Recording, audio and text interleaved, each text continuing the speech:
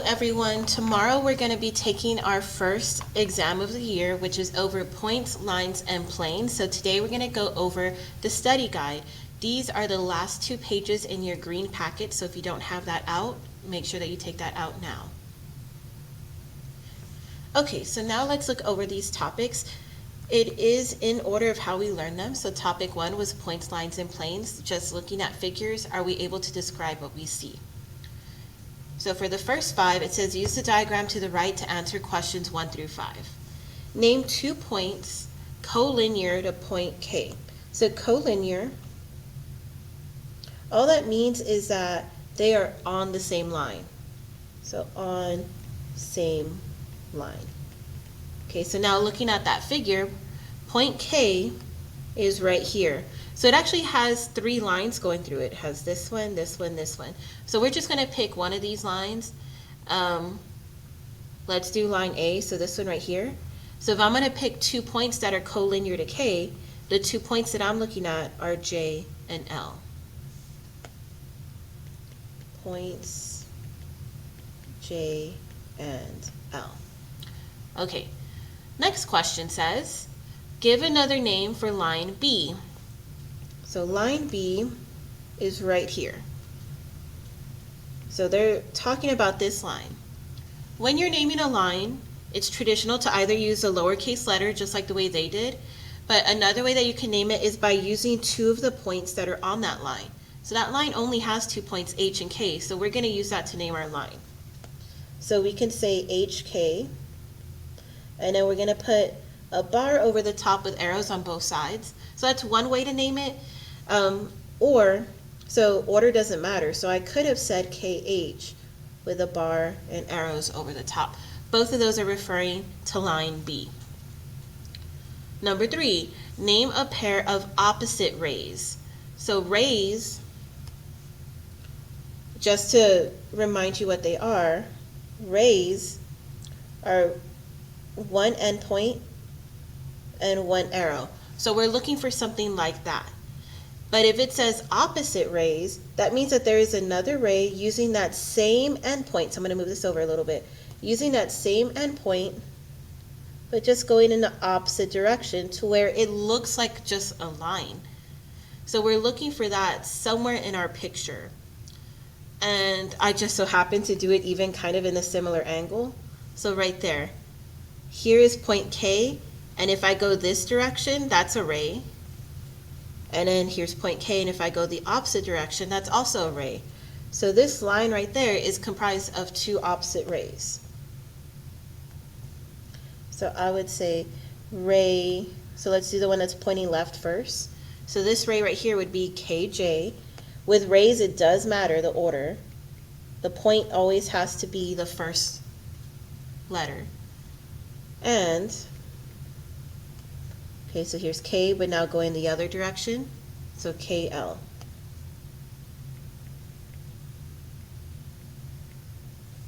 And notice that for these, there's only an arrow on one side. That's how you know we're talking about rays. Name the intersection of line C and plane R. So plane R is this whole like parallelogram shape right here. So that entire thing is plane R. Line C, so here's our little C, is this line right here. So where does that line intersect with the plane? So you notice how it's just a solid line, but then once it gets here, it turns into a dotted line? That's because we're supposed to see that this part of the line is behind the plane. We wouldn't really be able to see it if this was in 3D. So it's going through the plane at exactly that point, point K.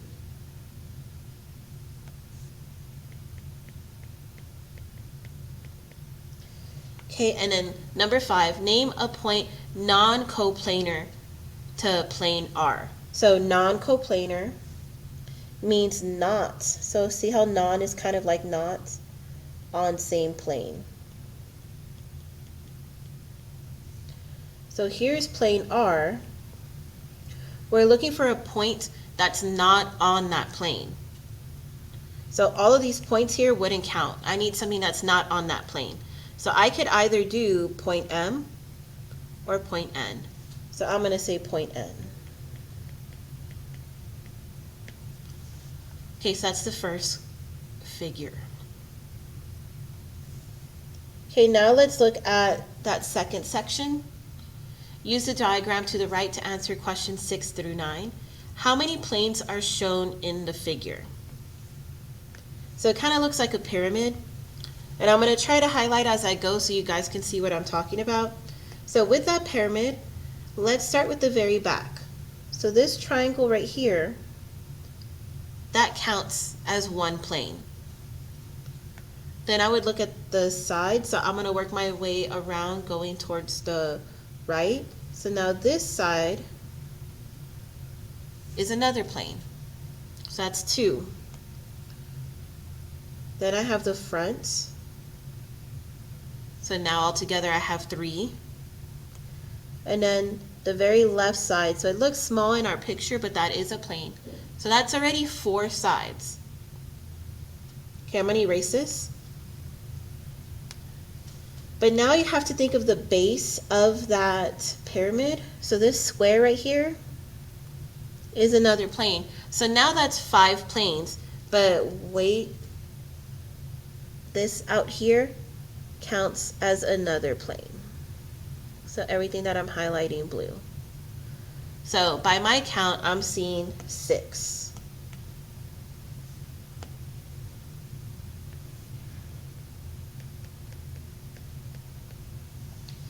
Okay, number 7, give another name for plane W. So plane W, see that fancy W there, is referring to the entire bottom portion here. So planes can be named by using that capital fancy letter like that, or you could use 3 points that are non-collinear. So 3 points that are not in a straight line. So see how we have 4 points? It's not a straight line, it's a square, so we can pick any 3 of them that we want. So let me do plane ADC.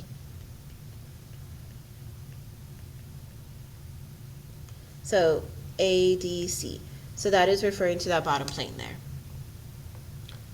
Next question, name the intersection of plane ADE and plane W. So we already know that plane W is the bottom portion, but where is plane ADE? So look for those 3 letters, ADE. They are talking about this left side of the pyramid. So where does that side that I have highlighted green, where does it intersect with the floor? So if you look closely, it is intersecting at a line, this line right here, AD. More specifically, a line segment because it does have endpoints. So I'm going to say AD with just a bar over it, line segment. Name a point non-collinear to points A and B. So if collinear means on the same line, non-collinear is going to be not on same line. So here's A and B, and if you extend that out, that line would kind of go forever. I just need a point that's not on the same line. So I could do C or D, they're not on the same line, but I'm going to be fancy and I'm going to pick point E.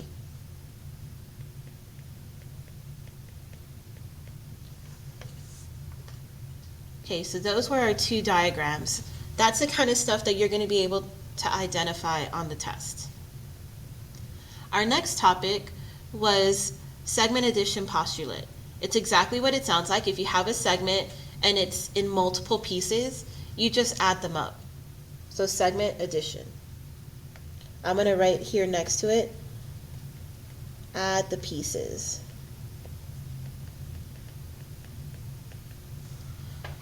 Okay, so number 10, if DF is 42, find DE. So DF, so starting at point D and going all the way to F, that is 42. They want us to find DE, so they want us to find out how long this piece is. So this is going to take us 2 steps. First we have to solve for X, and then once we know what X is, we can plug it in. Okay, so segment addition. You just add the pieces. So this piece plus this piece. 7x plus 1 plus 4x minus 3. But if we're going to solve for a variable, it needs to equal something. Well, we know that the whole thing equals 42. So equals 42.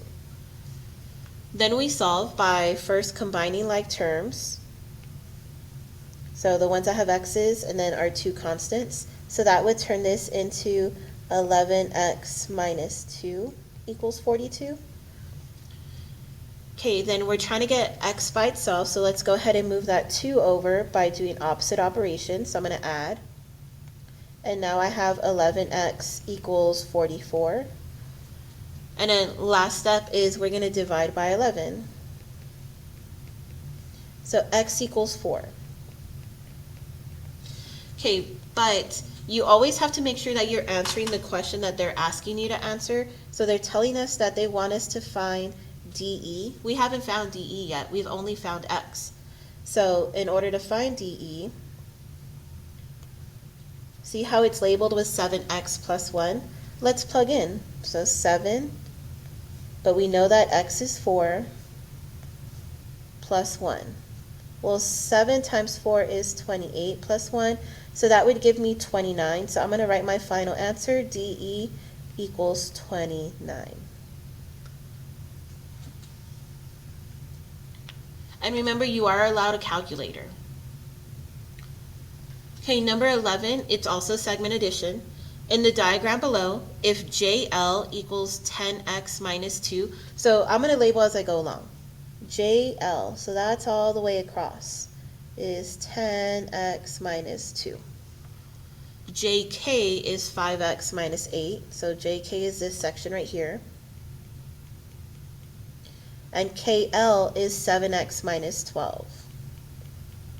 Find KL. So they're going to want us to find this part. So same thing. First we solve for x, then we plug in.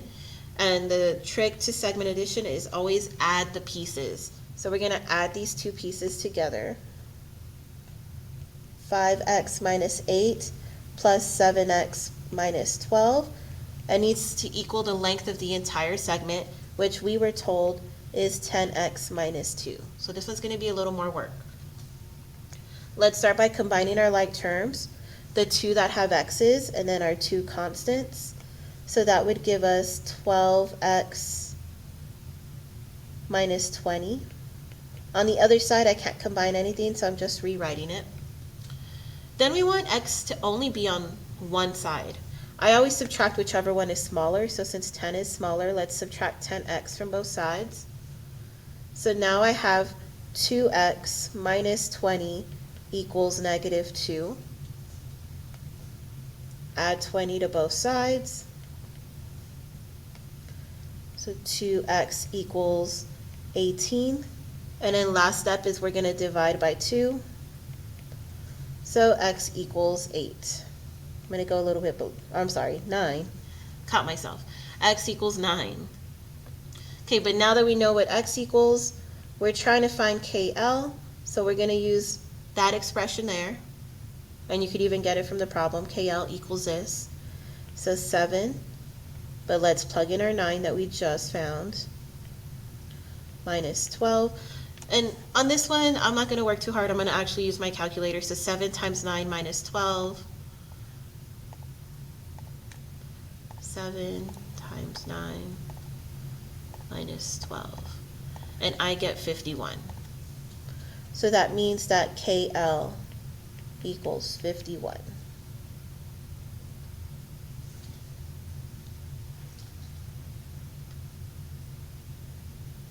Okay. Next up is line segments and distance. So meaning just if I give you a segment and I tell you where the endpoints are, you guys should be able to find out how long it is, whether it's in a square root form or if it's a decimal. You just have to be able to find the distance. So here's our distance formula, and you're going to be given this on the test. You don't have to memorize it, you just have to be able to use it. And on this one, order is important as well. So find BC. So they're saying find the length of a segment called BC if B is at 8, negative 7, and C is at negative 4, negative 2. So what I'm going to do is I'm going to label these points. X1, Y1, X2, Y2. And then I'm going to plug them into the formula where they go. Okay, so D for distance equals, and then a long square root first set of parentheses, we're doing x2 minus x1. So looking at my labels, x2 is -4 minus x1 is 8. So -4 minus 8. And then don't forget you have to square that parentheses. Plus, okay, so another set of parentheses, this time I'm doing y2 minus y1. So -2 minus -7. -2 minus -7, and then that has to be squared. So I know it looks kind of funny, and if you already know this trick, you can go ahead and change this to a plus if you want to, but I'm going to leave it the way it is for now just because I want to make sure I use the formula exactly. The formula has a minus, so that's where the first one comes from, but then we're plugging in y1, which also had a minus. Okay, so now that I have everything set up, and be careful, make sure this line goes all the way across. We could just type this into the calculator. You don't need to do the equal sign, just start with the radical. And then let me move this over. Control x squared, get to that house, and then just start typing.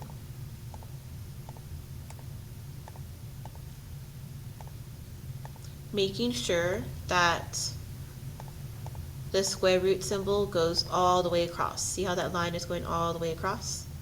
Okay, and now that I have everything typed in, it looks like I did it okay, so I'm going to press enter, and I just get 13. So this equals 13. So they were telling us to find BC, so the length of BC is 13.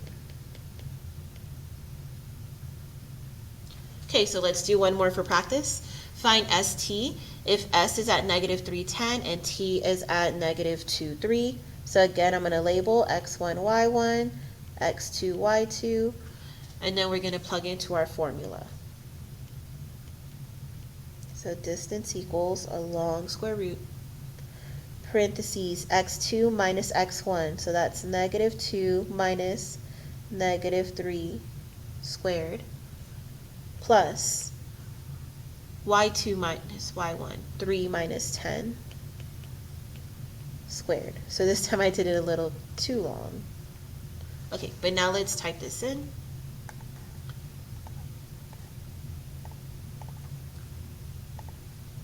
-2 minus -3 squared plus 3 minus 10 squared. Okay, and then I get 5 square root of 2. So see how he puts the dot right here in the middle? It just means to multiply, so when you write it, you don't actually have to write that dot. So the answer is just 5 square root of 2, which means that the length of segment ST is 5 square root of 2. That is already the correct answer. If you leave it like that, that's what you're going to see on your multiple choice anyway. But I know some people were kind of not picturing in their head what that means. So I'm going to go back to my calculator. And so I still have this saved, but I'm going to press Control Enter. So see how it's all the same thing? But it turns it into a decimal for us. So if that makes more sense in your head, you can say that ST is approximately, so it's kind of a wavy equal sign, 7.07. Those are the same.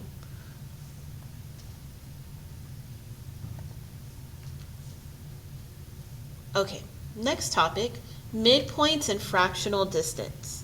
So it's two different formulas, so you have to be very careful of the wording. So 14, 15, and 16 here all say the word midpoint, midpoint, midpoint.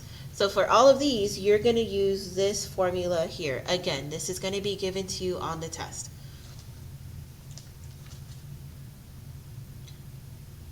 Okay, so number 14, find the coordinates of the midpoint of HK. So we have a segment HK, we're trying to find the midpoint. If H is at -1, 2, and K is at -7, 4. So I'm going to label these points, x1, y1, x2, y2, and we're going to plug into this. But I am going to do it in pieces, so let's start with just the x's. So if I did just the x's, I would have -1 plus -7 over 2. And when I do that, so I'm going to write x equals, let me get my calculator. I'm going to do control divide to get fractions, -1 plus -7, move down to put the 2. I get negative 4. Okay, so the x value is negative 4. I'm going to go ahead and leave this calculator up. Okay, now let's do the y's. So I would have 2 plus 4, and then it's over 2 still. I'm using my y values from here. And again, I'm just going to type that into the calculator, control divide, 2 plus 4 over 2, and that gives me 3. So y equals 3. Okay, but we have both our numbers, but you need to write it as a point. It's saying to find the coordinates of the midpoint. So I would say our midpoint is at the point negative 4, comma 3.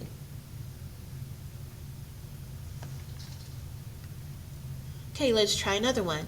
Find the coordinates of the midpoint of FG. F is at x1, y1. G is at x2, y2.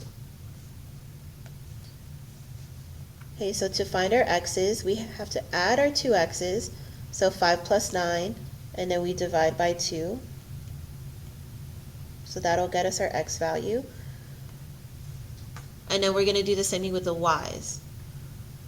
y1 plus y2, and then divided by 2. So for our y's, negative 3 plus 7 over 2, and that'll get us our y value. So let's do them both back to back. 5 plus 9 over 2, so that gives me 7, and then negative 3 plus 7 over 2, that gives me 2. So our midpoint is at the point 7, comma 2.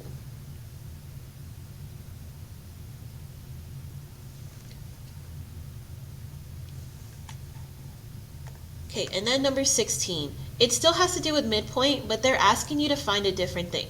So when I read this, it says, find the coordinates of z if y is the midpoint of segment xz, x is at negative 10, 9, and y is at negative 4, 8.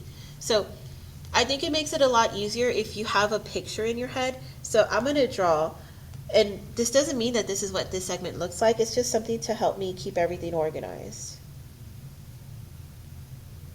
So there's my segment, and we know that that segment is called XZ, so I'm going to go ahead and label these X and Z. They told us that Y is the midpoint of that segment, so Y would have to be right in the middle.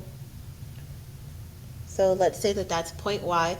And of course when I'm drawing it doesn't look perfect, so I'm going to put these little tick marks just to remind me that both sides are the same. That is the midpoint.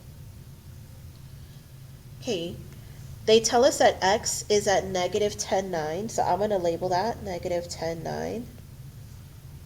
And they tell us that y is at negative 4, 8, so I'm going to label that point negative 4, 8. So this entire problem is asking us to find the coordinates of z. So this one, we don't know what it is. That's what we're trying to find. Okay, so what I'm going to do, since I don't know what it equals, is let's label that x2, y2. So why am I using 2's? Because this one would have been x1, y1. Remember, we always use the two endpoints. So if I have x1, y1 is my x, then x2, y2 would be the other endpoint z.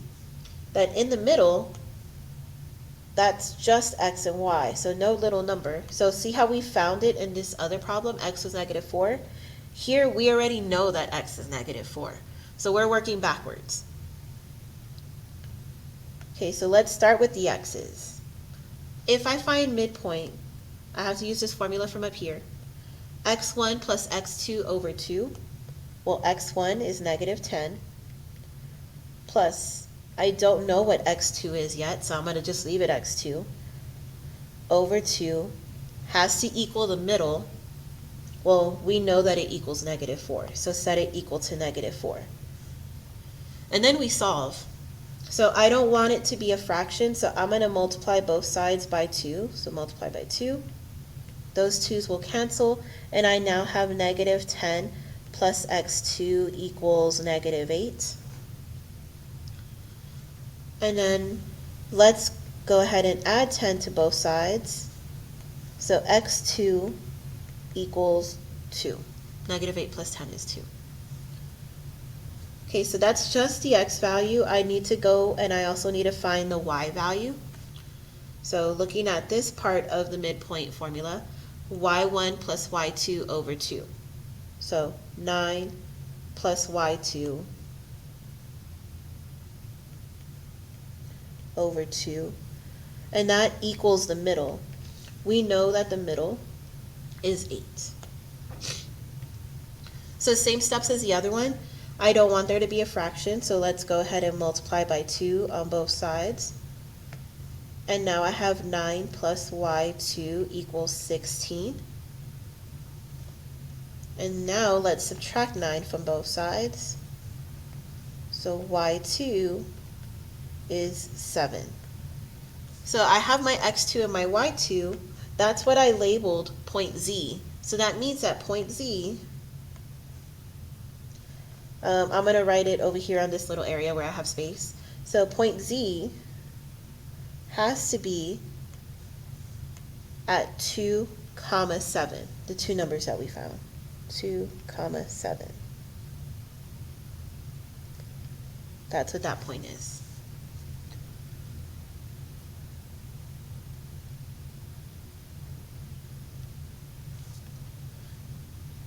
Okay, and then our last topic that we've covered is fractional distance. So it's similar to a midpoint where you're kind of trying to find a point on a segment, but this time they're going to be more specific. Find the coordinates of the point 1/4 of the way, 2/5 of the way, 3/7. They're going to give you a different fraction other than just halfway. Okay, so let's read number 17. Given GH with G at 2, 1 and H at -2, -15, find the coordinates of the point 3/4 of the way, so I'm going to highlight that fraction, 3/4 of the way from G to H. So see how it says from G? So G is your starting point. That one has to be x1, y1, which means that H would be x2, y2. And we're also going to do this in parts like we did with the other ones. So starting with that x value, we're going to do this right here that I'm circling. Okay. So x1 in our case is 2, right? There's our x1. Plus, this m over n stands for the fraction, so 3/4. Then you open a set of parentheses, just like this. And in there we have x2 minus x1. So that's going to be -2 minus 2.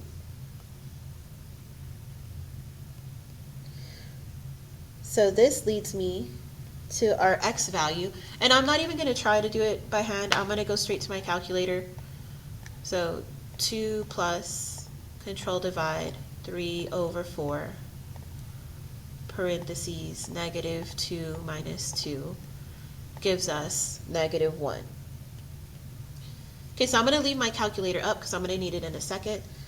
Now let's do the same thing for the y's. So this part of our formula, this part.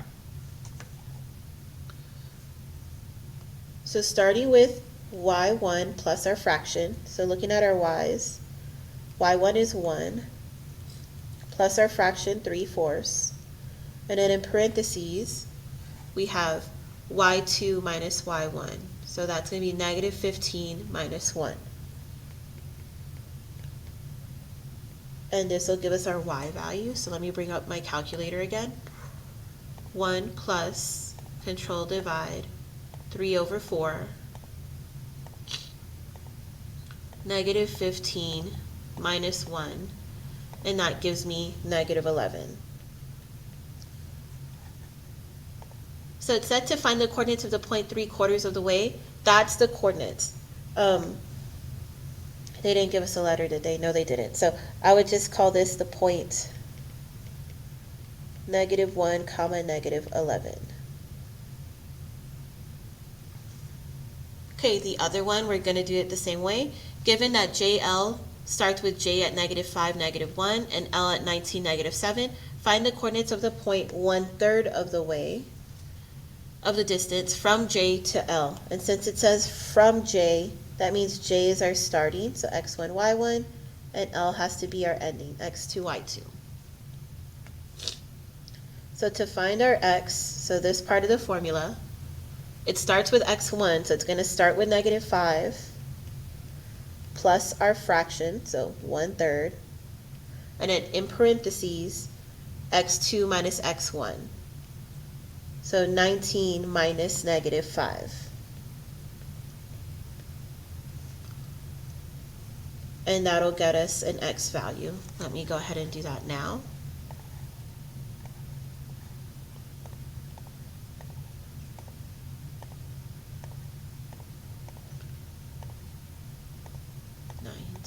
Minus -5.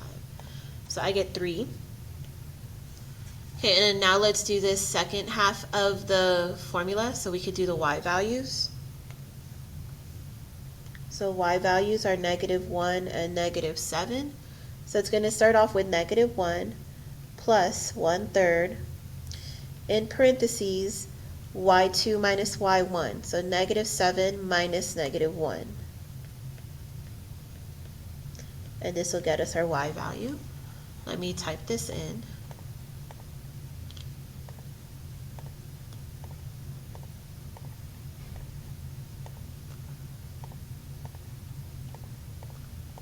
And I get -3. So this point that we were looking for, that's 1/3 of the distance from J to L, is at 3, -3.